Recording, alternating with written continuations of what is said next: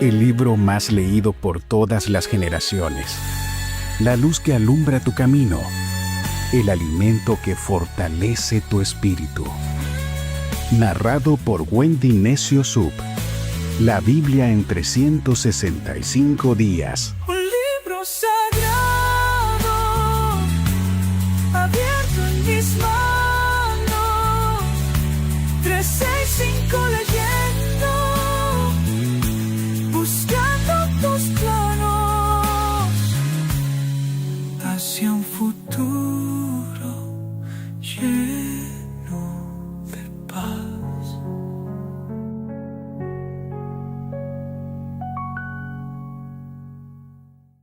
11 de marzo, día 70 de la Biblia en 365 días. Bienvenidos a este episodio y hoy llegamos a un nuevo hito en nuestro viaje. Son 70 días sumergidos en la palabra de Dios. Cada día es una oportunidad para conocer más del corazón de Dios y permitir que su verdad transforme nuestras vidas. Hay gratitud en mi corazón por cada lector que se enamoró de la Biblia desde el día 1, algunos llegaron desde el día 5, desde el día 30 y decidieron ponerse al día. Decidieron compartir el episodio en familia, madres con hijos, hijos que le compartieron a sus padres, amigas que leen juntas, niñas y adolescentes que prenden la Biblia para que sus papás escuchen, padres que oran por sus hijos, amigas que pasan el episodio por sus grupos de WhatsApp, que se reúnen en el trabajo para escuchar. Gracias por ir al colegio escuchando el podcast. Gracias por introducir la Biblia mientras están haciendo sus ejercicios en el gimnasio. Gracias a los que acompaño en el hospital. Gracias porque mientras estás recibiendo tu quimioterapia, nos estamos inyectando fe juntos. Gracias porque subiste una historia y eso tocó el corazón de una persona. Gracias por sus comentarios, por sus recomendaciones. Hacemos que el amor de Jesús nos inunde a todos. Hoy es un día para celebrar. Tenemos 70 días leyendo la palabra de Dios. Y quiero decirte, el tema de hoy es Dios es mi ayudador. Y las lecturas para este día son Números capítulo 15, desde el verso 17 hasta el capítulo 16, verso 40. Marcos capítulo 15, versos del 1 al 47. Salmos 54, versos del 1 al 7 y Proverbios capítulo 11, versos del 5 al 6. Y hoy quiero regalarles a todos una promesa en la Biblia. Dice Filipenses capítulo 1, verso 6.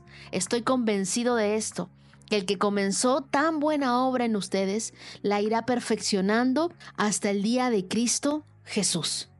Así como hemos perseverado hasta aquí, sigamos adelante con la certeza de que Dios es quien nos fortalece. Él es el que nos sostiene en este camino y Él es el que nunca nos deja. Dios es tu ayudador. Oremos juntos. Señor, gracias por estos 70 días en tu palabra. Sí que nos has cambiado, sí que hemos aprendido a ser más como tú. Gracias porque tú eres nuestro ayudador, nuestra fortaleza, nuestro guía. Te pedimos que nos sigas dando hambre por leer tu palabra, que sigamos teniendo esa misma motivación, que no perdamos el entusiasmo. Ayúdanos a vernos reflejados en tu palabra. Ayúdanos a crecer cada día en la fe. Ayúdanos a ser obedientes y determinados con este reto con el que ya es un compromiso, Señor. Gracias porque no nos has dejado ni un día de hablar. Oramos en el nombre de Jesús. Amén. Y hoy abramos nuestras Biblias, pero también abramos nuestro corazón y dejemos que Dios nos hable. Comenzamos. Números 15, 17. Además, el Señor le dijo a Moisés: da las siguientes instrucciones al pueblo de Israel. Cuando lleguen a la tierra donde los llevo y coman de los cultivos que crecen allí, separarán una parte de ellos como ofrenda sagrada al Señor, de la primera harina molida, y presenten un pan y sepárenlo como ofrenda sagrada, como lo hacen con el primer grano del campo del trillar. En todas las generaciones venideras, cada año presentarán una ofrenda sagrada al Señor de la primera harina molida. Pero supongamos que ustedes, sin intención, no llevan a cabo todos estos mandatos que el Señor les dio por medio de Moisés, y supongamos que en el futuro sus descendientes no hacen todo lo que el Señor les ordenó por medio de Moisés.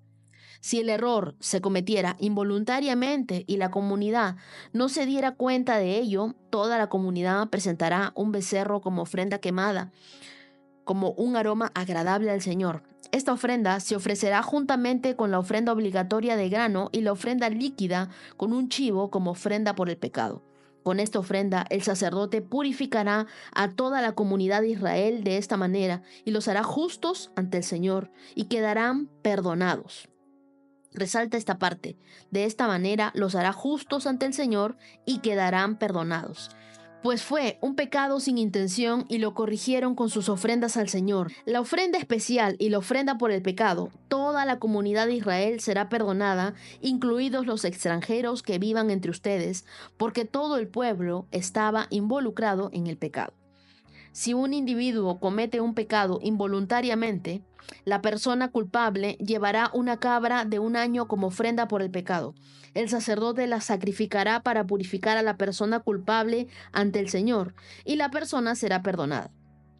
Estas mismas instrucciones se aplican tanto a los israelitas de nacimiento como a los extranjeros que viven entre ustedes. Sin embargo, aquellos que descaradamente violen la voluntad del Señor, sean israelitas de nacimiento o extranjeros, blasfeman contra el Señor y deben ser excluidos de la comunidad, puesto que trataron la palabra del Señor con desdén y desobedecieron su mandato de manera deliberada.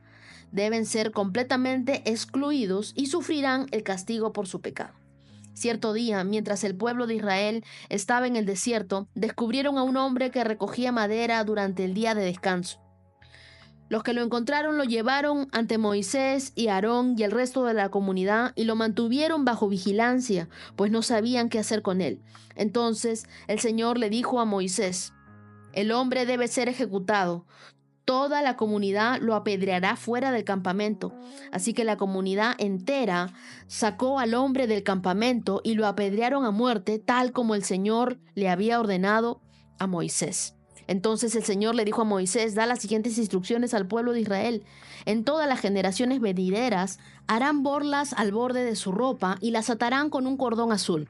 Cuando vean las borlas, recordarán y obedecerán todos los mandatos del Señor, en lugar de seguir sus propios deseos y contaminarse, tal como es su tendencia. Las borlas los ayudarán a recordar que deben obedecer todos mis mandatos y ser santos a su Dios. Yo soy el Señor su Dios, que lo sacó de la tierra de Egipto para ser su Dios. Yo soy el Señor su Dios».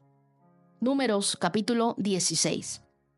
Cierto día, Coré, hijo de Izhar, quien era descendiente de Coat, hijo de Leví, conspiró con Datán y Abirán, hijos de Eliab, junto con On, hijo de Pelet, de la tribu de Rubén. Ellos provocaron una rebelión contra Moisés, junto con otros 250 jefes de la comunidad, quienes eran miembros prominentes de la asamblea. Todos se unieron contra Moisés y Aarón y les dijeron: «Ustedes han ido demasiado lejos. El Señor santificó a la comunidad entera de Israel y Él está con todos nosotros. ¿Qué derecho tienen ustedes para actuar como si fueran superiores al resto del pueblo del Señor?». Cuando Moisés oyó lo que decían, cayó rostro en tierra. «Ustedes», les dijo a Coré y a sus seguidores, «mañana por la mañana el Señor nos mostrará quién le pertenece a Él y quién es santo. El Señor permitirá la entrada a su presencia solo a quienes Él elija. Coré, tú y tus seguidores preparen sus recipientes para quemar incienso y mañana enciendan fuego en ellos y quemen incienso ante el Señor. Entonces veremos a quién elige el Señor como su santo. Ustedes, levitas, son los que han ido demasiado lejos».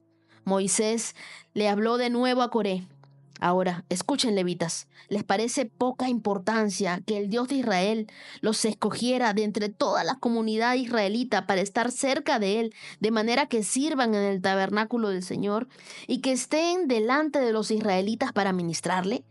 Coré, él ya les dio este ministerio especial a ti y a tus hermanos levitas. Ahora también reclaman el sacerdocio. En realidad es contra el Señor que tú y tus seguidores se rebelan, pues ¿quién es Aarón para que se quejen de él? Y luego Moisés mandó a llamar a Datán y a Abirán, los hijos de Eliab, pero ellos respondieron: rehusamos presentarnos ante ti. ¿No te basta que nos sacaste de Egipto, en tierra donde fluye la leche y la miel, para matarnos aquí en el desierto, y que además ahora nos trates como a tus súbditos? Es más, no nos has llevado a una tierra donde fluye leche y miel, ni nos has dado una nueva patria con campos y viñedos. ¿Intentas engañar a estos hombres? Nosotros no iremos. Entonces Moisés se enojó mucho y le dijo al Señor: no aceptes sus ofrendas de grano. Yo no les he quitado ni siquiera un burro, ni jamás les he lastimado a ninguno de ellos. Y Moisés le dijo a Coré: tú y tus seguidores deben venir aquí mañana y presentarse ante el Señor. Aarón estará presente. Tú y cada uno de tus 250 seguidores deberá preparar un incensario y ponerle incienso para que todos puedan presentarlos ante el Señor. Aarón también llevará el suyo, así que cada hombre preparó un recipiente para quemar incienso, lo encendió y le puso incienso, y después se presentaron a la entrada del tabernáculo con Moisés y Aarón. Mientras tanto, Coré había incitado a toda la comunidad contra Moisés y Aarón, y todos se reunieron a la entrada del tabernáculo. Entonces la gloriosa presencia del Señor se apareció ante toda la comunidad, y el Señor les dijo a Moisés y Aarón: aléjense de todas estas personas para que pueda destruirlas en el acto. Pero Moisés y Aarón cayeron rostro en tierra y rogaron: oh Dios, tú eres el Dios que da aliento a todas las criaturas. ¿Tienes que enojarte con todo el pueblo cuando solo un hombre peca? Qué buenos, ¿ah? Moisés y Aarón. Yo no hubiera hecho eso. Y el Señor le dijo a Moisés: entonces, dile a todo el pueblo que se aleje de la carpa de Coré, Datán y Abirán. Así que Moisés se levantó y fue a toda prisa hasta las carpas de Datán y Abirán, seguido por los ancianos de Israel. Rápido, le dijo la gente, aléjense de las carpas de todos estos hombres perversos y no toquen ninguna de sus pertenencias. De lo contrario, serán destruidos por el pecado de ellos. Entonces todo el pueblo se alejó de las carpas de Coré, Datán y Abirán, pero Datán, Abirán salieron y esperaron de pie a la entrada de sus carpas, junto con sus esposas, sus hijos y sus pequeños. Y Moisés les dijo: esta es la manera en que sabrán que el Señor me ha enviado a realizar todas estas cosas, pues no las he hecho por mi propia cuenta. Si estos hombres mueren de muerte natural, o si nada fuera de lo común les sucede, entonces el Señor no me ha enviado. Pero si el Señor hace algo totalmente nuevo y la tierra abre su boca y se los traga con todas sus pertenencias y descienden vivos a la tumba, entonces ustedes sabrán que estos hombres mostraron desprecio por el Señor. Apenas Moisés terminó de decir estas palabras, la tierra repentinamente se abrió debajo de ellos. La tierra abrió la boca y se tragó a los hombres, junto con todos los de su casa y todos sus seguidores que estaban junto a ellos y todo lo que poseían. Así que descendieron vivos a la tumba junto con todas sus pertenencias. La tierra se cerró encima de ellos y desaparecieron de entre el pueblo de Israel. Y toda la gente que los rodeaba huyó cuando oyeron sus gritos. La tierra nos tragará a nosotros también, exclamaron. Entonces un fuego ardiente salió del Señor y consumió a los 250 hombres que ofrecían incienso. El Señor le dijo a Moisés: dile a Eleazar, hijo del sacerdote Aarón, que saque a todos los incensarios del fuego, porque son santos. Y también dile que esparza los carbones encendidos. Toma los incensarios de estos hombres que pecaron a costa de sus vidas, y de ese metal elabora láminas a martillo para recubrir el altar. Como estos incensarios se usaron en la presencia del Señor, ya son santos, y que sirvan como advertencia al pueblo de Israel. Así que Eleazar, el sacerdote, recuperó los 250 incensarios de bronce usados por los hombres que murieron en el fuego del bronce, y se elaboró una lámina a martillo para recubrir el altar. La lámina serviría de advertencia a los israelitas para que nadie que no fuera autorizado, nadie que no fuera descendiente de Aarón entrara jamás a la presencia del Señor para quemar incienso. Si alguien lo hiciera, le sucedería lo mismo que a Coré y a sus seguidores. Entonces cumplieron las instrucciones que el Señor le dio a Moisés. En estos capítulos de Números se nos presentan dos temas aparentemente distintos, pero profundamente conectados. El primero, la ofrenda de primicias, que era un recordatorio de los mandamientos. Números 15, versos del 17 al 41. Y luego la rebelión de Coré y el juicio de Dios en Números 16, del 1 al 40. A primera vista, podríamos preguntarnos qué tienen que ver la instrucción sobre el pan y las primicias que debemos darle a Dios con toda la revuelta mortal contra Moisés y Aarón. La respuesta está en el corazón del ser humano. La obediencia versus la autosuficiencia. Las primicias nos recuerdan que todo lo que nosotros tenemos proviene de Dios. Hace unos días estudiamos el Salmo 40, verso 1, que dice que a Dios le pertenece todo, el cielo, la tierra y los que en él habitan. Que todos nosotros les pertenecemos a Dios con todo lo que tenemos. En cambio, en la historia de Coré nos muestra lo que sucede cuando alguien cree que merece algo más de lo que Dios le ha asignado para él. Y Dios anhela corazones rendidos, no corazones que desafían su autoridad. La verdadera humildad no es pensar menos de ti mismo, sino pensar menos en ti mismo y más en Dios. Dios instruye a los israelitas a presentar una porción como ofrenda, algo de lo que ellos habían recibido para entrar en la tierra prometida.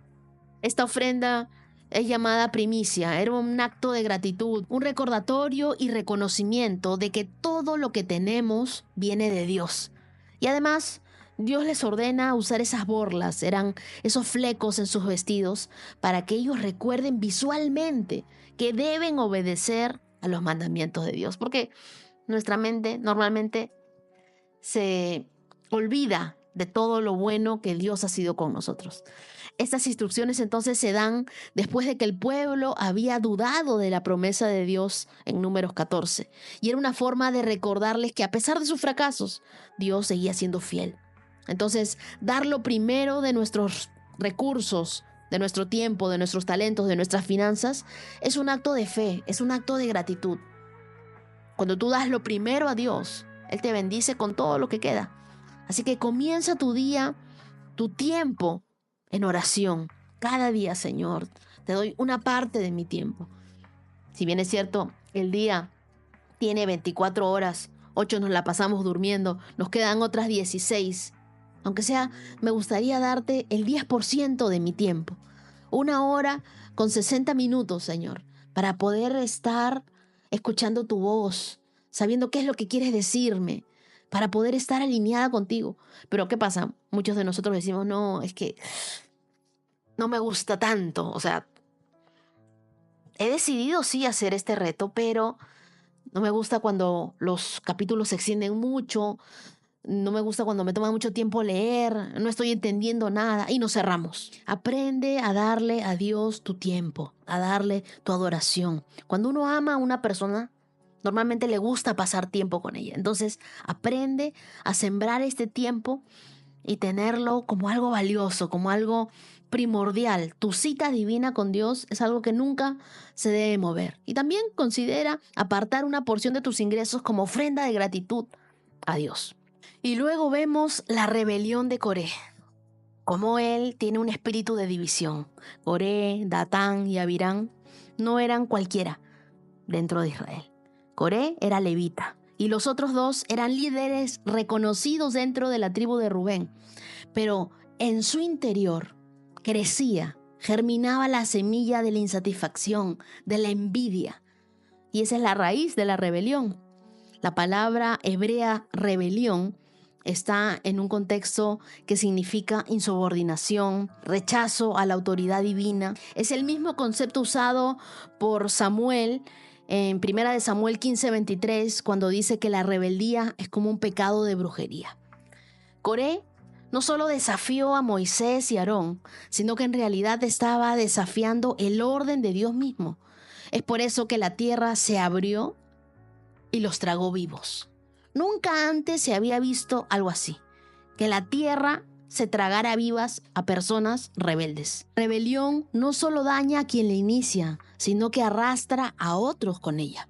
Coré, Datán y Abirán y otros líderes se rebelan contra Moisés y Aarón cuestionando su autoridad y alegan que todos en la comunidad son santos y que Moisés se ha exaltado a sí mismo.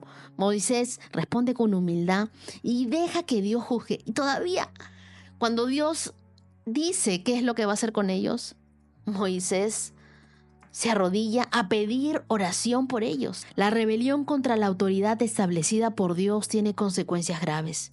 La autoridad no es para controlarte, sino para protegerte y para guiarte hacia tu destino.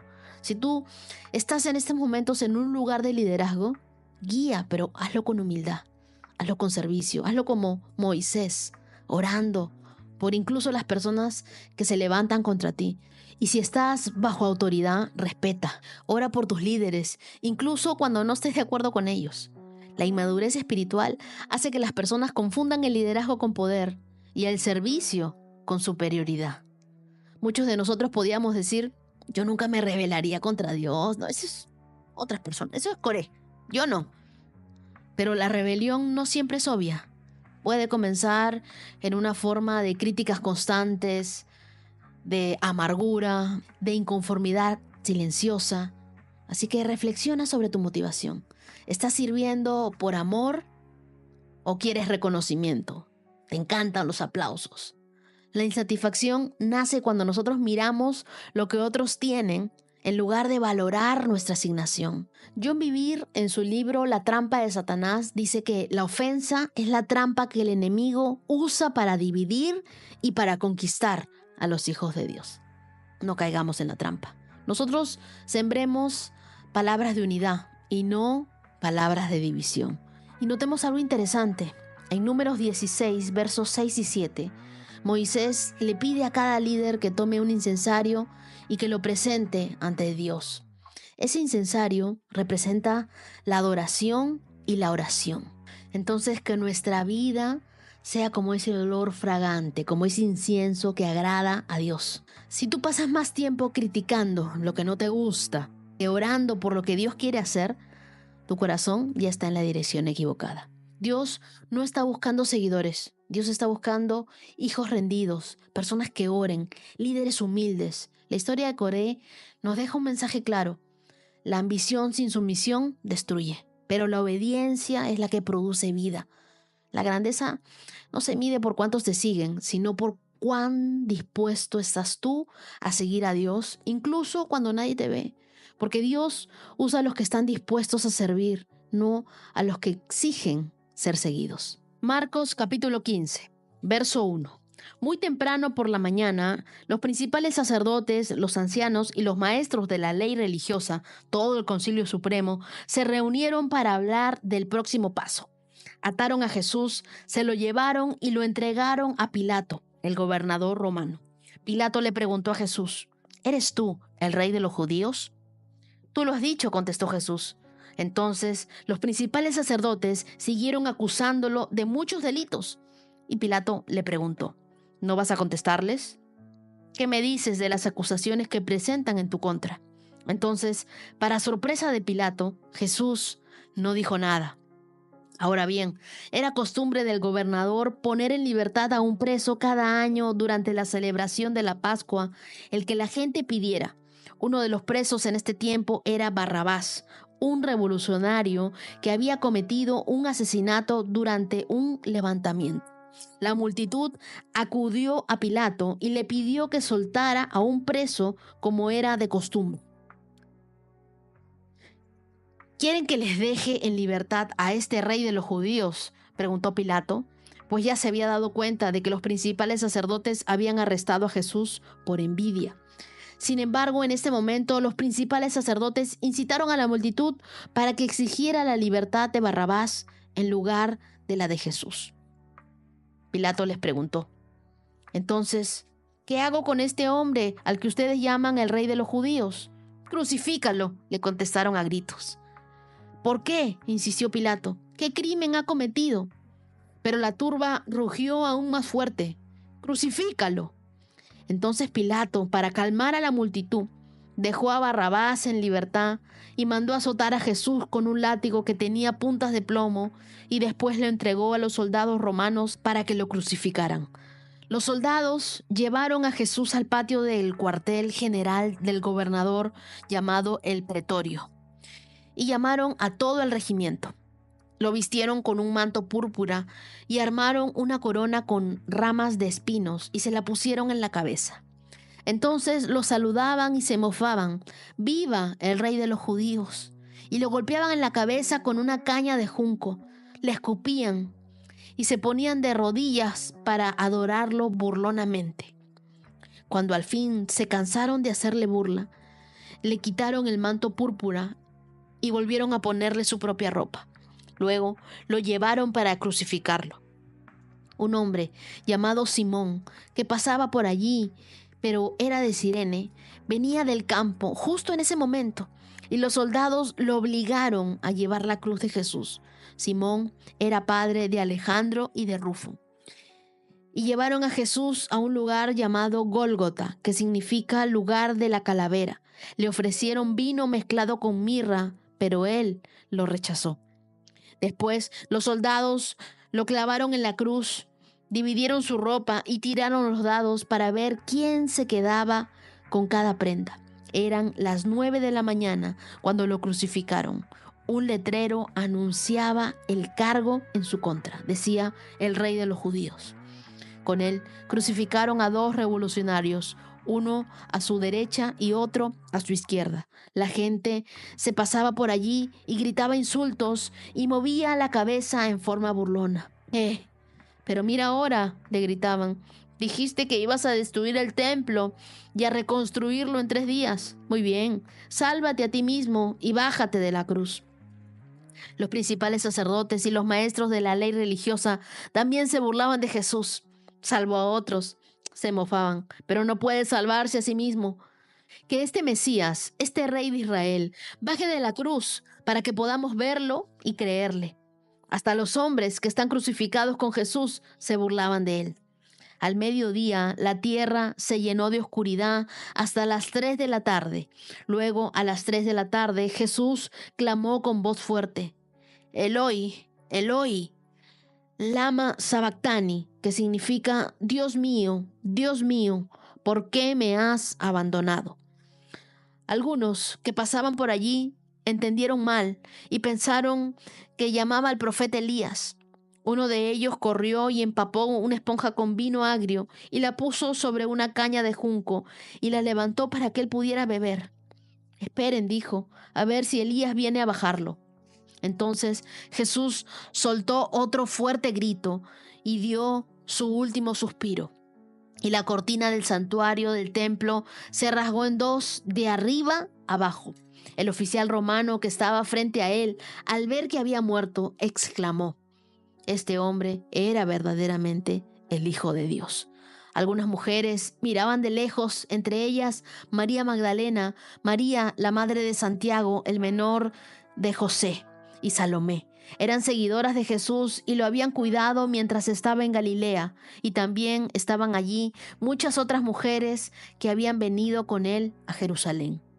Todo esto sucedió el viernes, el día de preparación anterior al día de descanso. Al acercarse la noche, José de Arimatea se arriesgó y fue a ver a Pilato y pidió el cuerpo de Jesús. José era miembro honorable del Concilio Supremo y esperaba la venida del reino de Dios. Pilato no podía creer que Jesús ya hubiera muerto, así que llamó al oficial romano y le preguntó si ya había muerto. El oficial lo confirmó, así que Pilato le dijo a José que podía llevarse el cuerpo. José compró un largo lienzo de lino, luego bajó el cuerpo de Jesús de la cruz y lo envolvió en un lienzo y lo colocó en una tumba que había sido tallada en la roca. Después hizo rodar una piedra en la entrada. María Magdalena y María, la madre de José, vieron dónde ponían el cuerpo de Jesús.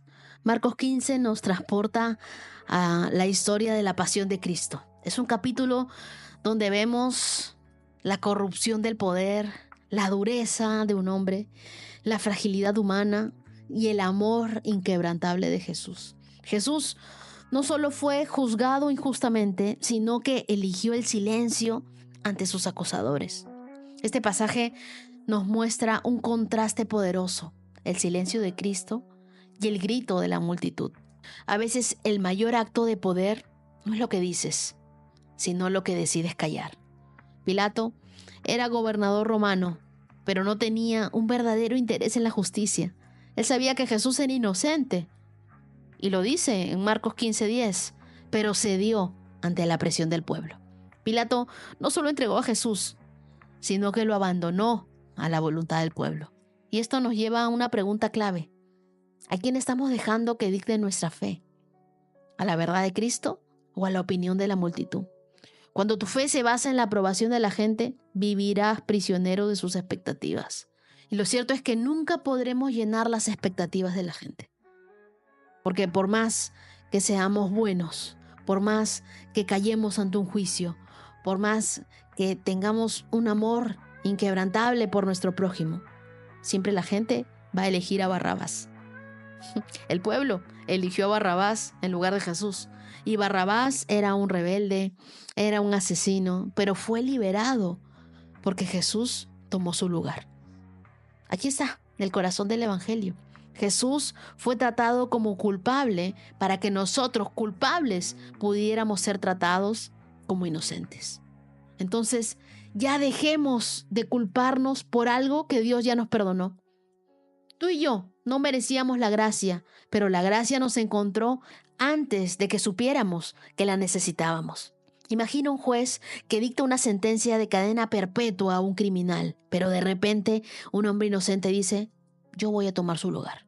Eso es exactamente lo que Jesús hizo por nosotros.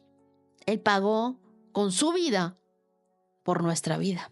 ¿Estamos viviendo como personas que han sido rescatadas o seguimos eligiendo vivir como Barrabás, ignorando la gracia? Los soldados se burlaban de Jesús, lo vistieron con un manto púrpura, le colocaron una corona de espinas y se burlaban de él. Creían que estaban ridiculizándolo. Sin saberlo, estaban cumpliendo una profecía, porque Él es el Rey de Reyes.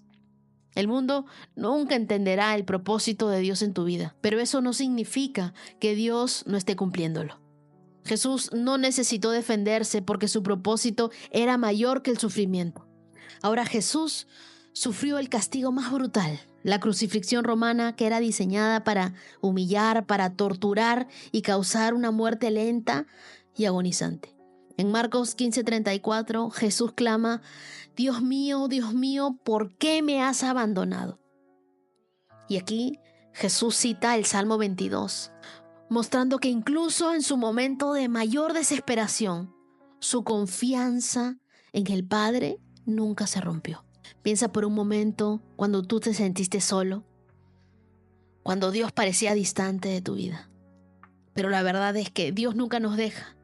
Aunque a veces parece que Él está en silencio, la Biblia dice que Él nunca nos abandona. El silencio de Dios no significa su ausencia. A menudo significa que Él está trabajando en algo que no podemos ver aún. Cuando Jesús murió, el velo del templo se rasgó en dos. Es lo que nos dice el verso 38 de Marcos 15.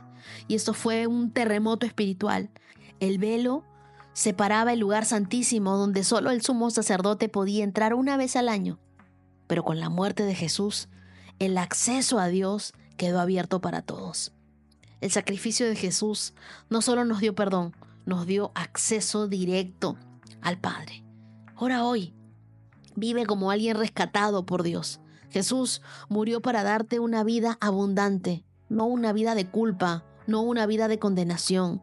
No busques la aprobación de la multitud para hacer las cosas. Pilato se rindió ante la presión, pero nosotros estamos llamados a seguir a Cristo, aunque eso signifique ser diferentes. Confía en Dios incluso cuando Él parece que guarda silencio. Jesús confió en el Padre incluso cuando estuvo en la cruz. Y nos deja un mensaje claro. Jesús sufrió el juicio para darnos libertad. Fue abandonado para que nunca más nosotros nos sintamos solos ni abandonados por Dios. Él fue crucificado para darnos vida eterna. Pero la historia no termina aquí. El capítulo 16 trae la resurrección. Es que el diablo pensó que el viernes era el final, pero no sabía que el domingo estaba en camino. Salmo 54. Ven con tu gran poder, oh Dios, y rescátame. Defiéndeme con tu poder. Escucha mi oración, oh Dios, presta atención a mi ruego, pues me atacan desconocidos. Gente violenta trata de matarme. No les importa a Dios en lo más mínimo. Pero Dios es mi ayudador. El Señor me mantiene con vida.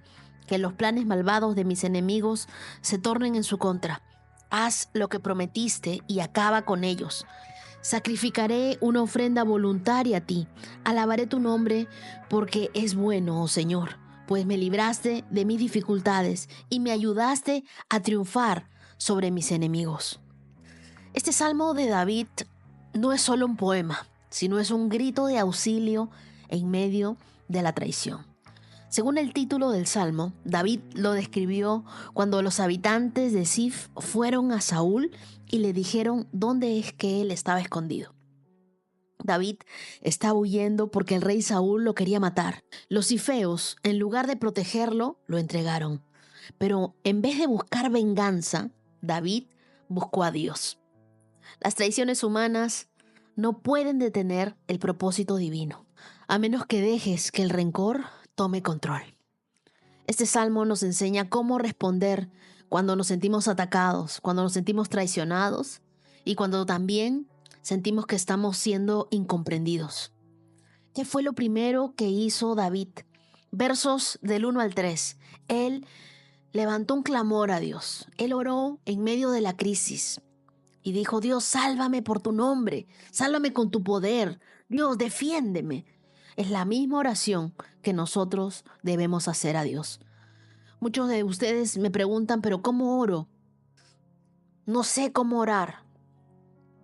El libro de los Salmos es un libro de oraciones. Oraciones que hicieron hombres de Dios cuando estaban pasando por momentos de crisis y ellos derramaban su corazón delante de Dios. Así que si tú quieres aprender a orar, lee los Salmos y vas a aprender a orar. David no le decía a Dios qué hacer con sus enemigos, solo le pidió que actúe. Y David no buscó venganza, buscó la justicia de Dios, buscó la intervención de Dios. La palabra sálvame viene del hebreo yasha, que significa liberar, rescatar, traer victoria. Eso no es solo protección, sino es un acto poderoso de Dios para cambiar la situación. Imagínate, estás tú en tu trabajo, alguien miente sobre ti para tratar de hacerte quedar mal con el jefe. Tienes dos opciones: atacar y defenderte por tus fuerzas, contar algo peor de esa persona, o hacer lo correcto y confiar en que Dios peleará por ti. Cuando Dios es tu defensor, no necesitas probar nada. Él sabe la verdad y Él la revelará a su tiempo. Y el verso 4, que quiero que lo resaltes, la Biblia nos dice que Dios es nuestro ayudador, es aquel que nos mantiene con vida. David cambia su tono de desesperación a un tono de confianza. Aún no había sido rescatado, pero él ya creía en que Dios estaba a su favor y que Dios le daría la victoria. Cuando nosotros le decimos a Dios, tú eres mi ayudador, eso significa que tú le estás diciendo a Dios, yo creo que tú me vas a fortalecer, yo creo que tú me vas a sostener, yo creo que tú me vas a rescatar. No es solo un apoyo emocional, es un auxilio sobrenatural. Dios, tú eres mi ayudador. Dios nunca es tu plan A. Él es tu única fuente de verdadera ayuda. Cuando nadie te ayuda, el único que siempre está ahí es Dios. Cuando tú te sientas traicionado o cuando te sientas en peligro, ora antes de reaccionar. Recuerda que Dios ve lo que otros no ven.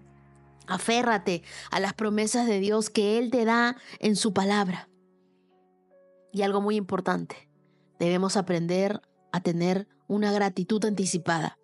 Versos 6 y 7 del Salmo 54 dice: sacrificaré una ofrenda voluntaria a ti, porque eres bueno. David todavía no había sido rescatado, pero ya estaba adorando a Dios y ya estaba diciendo que Dios era bueno. La fe verdadera no espera ver el milagro completo para agradecer. La fe celebra antes de la respuesta. Quizá tú el día de hoy estás frente a algo que dices: ¿cómo voy a agradecer a Dios? Agradece porque quieres ver un milagro. Agradece anticipadamente y deja que tu fe sea la que responda, y no tu incredulidad, y no tu lógica, y no en tus fuerzas. Imagina que estás esperando una respuesta importante de un trabajo, de un diagnóstico médico, una restauración de un familiar. La fe no dice: voy a alabar a Dios si todo sale bien. La fe dice: voy a alabar a Dios porque pase lo que pase, Él es fiel, Él es bueno y Él está conmigo. Entonces tú reconoces que Dios es tu ayudador. Digámosle hoy a Dios: Dios, yo quiero que tú seas mi ayudador. Yo quiero que tú camines conmigo. Quiero dejar de pelear mis batallas y quiero que seas tú obrando en mi vida. David terminó su oración confiado, no confundido. Cuando tú confías en que Dios es tu defensor, la batalla ya está ganada, aunque no la veas. Entonces, ¿en qué área de tu vida necesitas dejar de luchar solo y confiar en Dios? ¿Estás alabando a Dios solo cuando te va bien o también en los momentos difíciles? Ora conmigo hoy: Señor, cuando enfrente traiciones, cuando enfrente injusticias, cuando enfrente crisis, ayúdame a confiar en ti, que tú eres mi defensor, que tú eres mi ayudador, que tú eres mi refugio. Yo elijo alabarte a ti antes de ver la respuesta en mi vida. I don't blame you for living this wish had been enough for you to stay.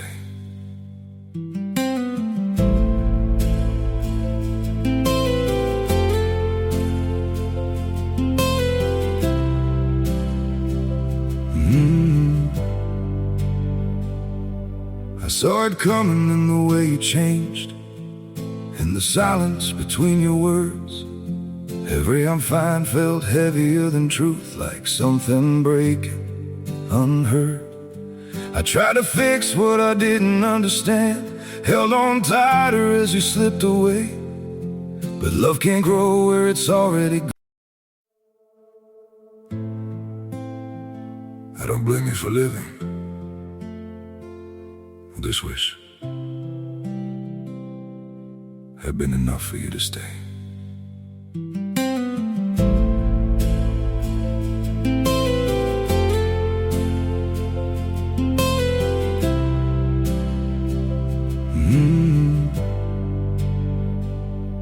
I saw it coming in the way you changed, in the silence between your words. Every I'm fine felt heavier than truth, like something breaking unheard. I tried to fix what I didn't understand, held on tighter as you slipped away. But love can't grow where it's already gone. I don't blame you for living this wish had been enough for you to stay.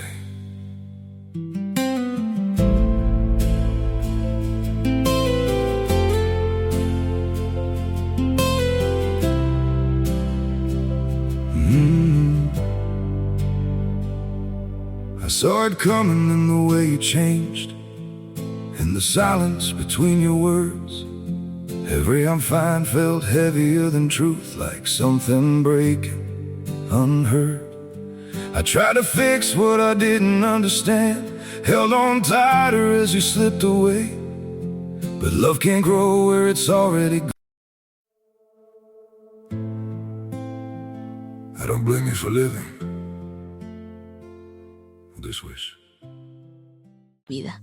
Yo elijo creer, yo elijo tener fe, yo elijo confiar. antes de todo. Yo sé que tú tienes una respuesta favorable para mí. Yo sé que tú estás peleando por mí, Dios. No necesito defenderme. Yo creo en que tú harás lo que nadie ha hecho por mí. Y vas a hacer algo. Vas a tomar un papel y vas a comenzar a escribir: Dios, tú eres mi ayudador. Gracias. Y vas a comenzar a decirle a Dios por qué le agradeces hoy. Vas a comenzar a detallarle el milagro y vas a darle las gracias por todo lo que Él está haciendo por ti. Ahora leamos Proverbios capítulo 11, versos 5 y 6. La honestidad dirige los pasos de los justos, los perversos caen bajo el peso de su pecado. La justicia rescata a las personas buenas, los traidores quedan atrapados en su propia ambición. La justicia no es solo lo que haces, es en quién te estás convirtiendo mientras caminas con Dios. No se trata solo de actuar correctamente, sino de permitir que Dios enderece nuestros caminos. La maldad, en cambio, no necesita que nadie la derribe, se destruye sola. Piensa en una persona que siempre actúa con honestidad, aunque nadie la vea. Su vida se vuelve coherente y firme. Por otro lado, alguien que manipula y engaña siempre termina enredado en su propia red de mentiras. Nuestra vida ¿es un reflejo de la justicia de Dios? ¿O permitimos pequeñas áreas de engaño? Dios nos está llamando a vivir con integridad. La Biblia dice: los justos son rescatados por su integridad. Dios no bendice una estrategia del engaño, bendice la pureza del corazón. Y la integridad no es negociable. Es la clave para vivir una vida sin temor. Lo que debemos hacer cada día es evaluar nuestra vida. Las decisiones que tomamos a diario reflejan nuestra integridad delante de Dios. ¿Estamos teniendo un carácter firme para con Dios? No permitas que las circunstancias sean las que definan tu integridad. Confía en que Dios te rescata. No necesitas manipular ni apresurar el proceso. Dios te honrará si vives en rectitud. Dios siempre se encarga de enderezar el camino de los íntegros y permite que los malvados caigan en su propia trampa. Entonces no se trata solo de evitar el pecado, sino de construir una vida que refleje su justicia. No tienes que correr detrás de las bendiciones. Cuando tú caminas en la justicia de Dios, las bendiciones corren detrás de ti. Hoy decide caminar en justicia aunque nadie más lo haga. Dios ve tu integridad y Él mismo es el que te rescatará. Así que camina con justicia y Dios se encargará de abrir caminos donde no los hay. Día 70, check. Y antes de terminar, quiero tomar un momento para agradecer a Dios y celebrar que hoy cumplimos 70 días leyendo la Biblia juntos. Son 70 días de aprender, 70 días de crecer, 70 días de permitirte que la palabra transforme tu vida. Esto no es solo una rutina, tampoco es un hábito. Yo creo que es un camino de fe, es una aventura que hemos decidido emprender con la mano de Dios y que cada día nos acerca más al corazón de Dios.